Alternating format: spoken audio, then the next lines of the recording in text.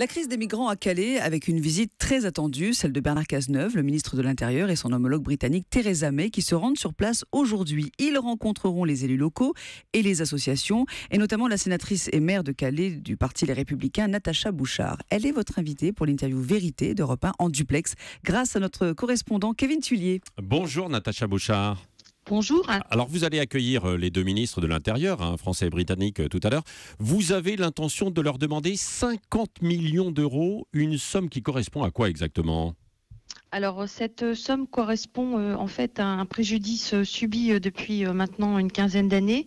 Il faut savoir qu'on est dans un contexte de rupture d'égalité des charges par rapport à d'autres collectivités, que les événements des 6 derniers mois ont pénalisé fortement l'attractivité. Nous avons des projets porteurs d'emplois, de nouvelles créations d'emplois, et c'est sur ces volets d'intervention que je souhaite les interpeller pour un soutien aux grands projets publics du territoire, tels que le parc d'attractions, la zone logistique, mais aussi un plan national d'intervention d'investissement dans les infrastructures, des indemnisations pour les acteurs économiques locaux, des accompagnements financiers également à la création d'emplois, des campagnes promotionnelles du territoire à l'international. Bref, vous voulez donc qu'on répare un petit peu la mauvaise image et tout ce que vous avez vécu depuis déjà quelques années à Calais, quoi, c'est ça ? Oui, c'est complètement ça, puisque on voit bien que l'économie en fait calaisienne qui géographiquement a des atouts surprenants est pénalisée par ce mouvement migratoire et Pourquoi pénaliser, qu'on comprenne bien ? Qu'on comprenne bien, c'est que le port a été pénalisé, le tunnel a été pénalisé, puisque il y a beaucoup de budgets qui sont partis en fait dans l'aspect sécuritaire au lieu de partir dans l'investissement sur la ville et le territoire. Pénalisé parce que les transporteurs le sont actuellement et depuis de nombreuses années, puisque leur outil de travail est régulièrement pris en otage. Oui. Pénalisé parce que la voie ferrée passe dans Calais et qu'elle fait l'objet aussi d'assauts de migrants, ce qui fait que des sociétés telles que Jeffco ont quitté le territoire. Pénalisé par l'image, puisque oui, donc beaucoup de préjudices, c'est ce que vous dites, oui, effectivement, Natacha Bouchart. Est-ce que vous en voulez à vos voisins d'en face, les Anglais, de vous avoir laissé aussi le mauvais côté des choses depuis des années ? Sur le fond, oui, on peut leur en vouloir, puisque toujours tout a été concentré sur l'aspect sécuritaire, et à force de demandes, à force d'interpellation que je fais nombreuses depuis maintenant plusieurs mois et des années, on a aujourd'hui une prise de conscience ou le fait qu'ils ne peuvent plus faire autrement. Donc ils sont toujours basés sur l'aspect sécurité.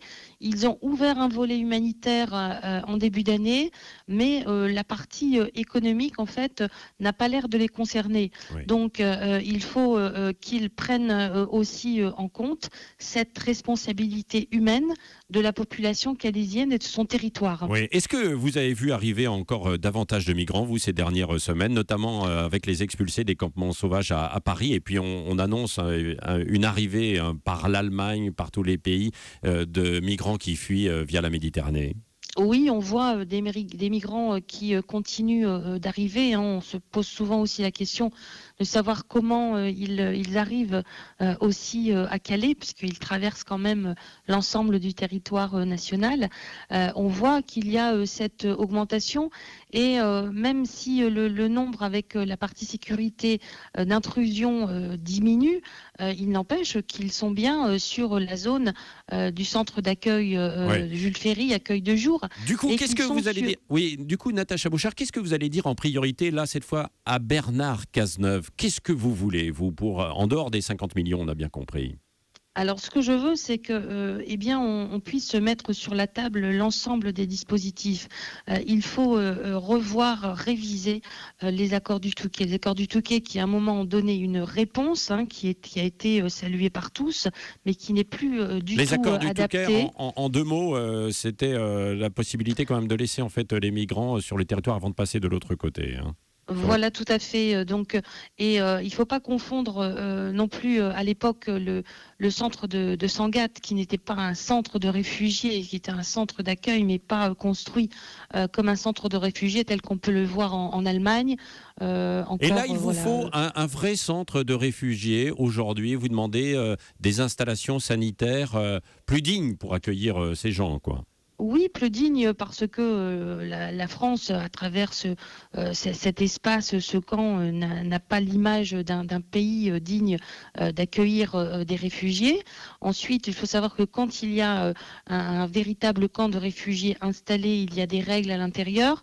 Et donc, les passeurs et tout ce qui tourne autour, je dirais, des systèmes mafieux n'existe pas. Donc c'est aussi un bien pour les réfugiés, c'est un bien aussi pour l'ensemble de la population. Oui, parce que la population, comment elle vit ça au quotidien, la population de Calais? Il y a les drames humains et puis il y a les passeurs, les trafics, quoi.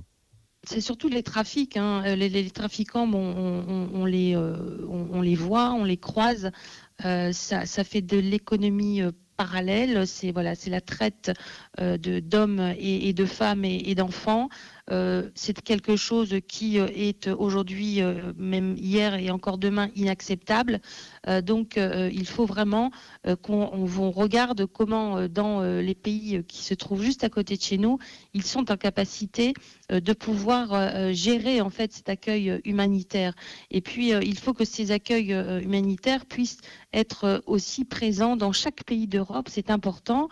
Pour éviter qu'ils ne viennent à Calais, c'est ça. Est-ce que vous espérez à terme qu'il y aura moins de migrants qui viendront donc à Calais pour la traversée vers l'Angleterre?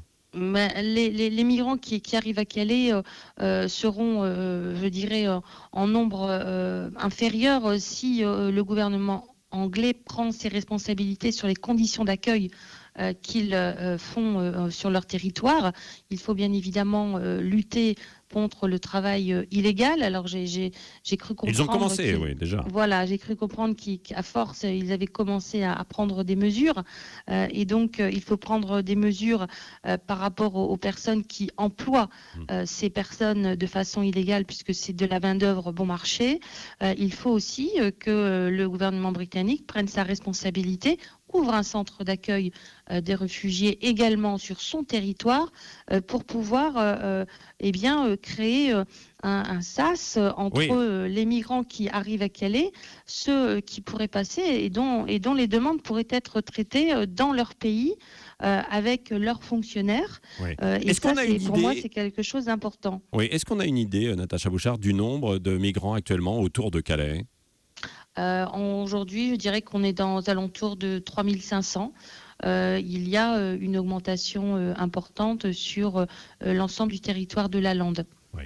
Merci Natacha Bouchard, maire de Calais, également sénatrice du Parti Les Républicains, d'avoir été en direct, en duplex de Calais avec nous, grâce à l'un de nos correspondants, Kevin Tullier.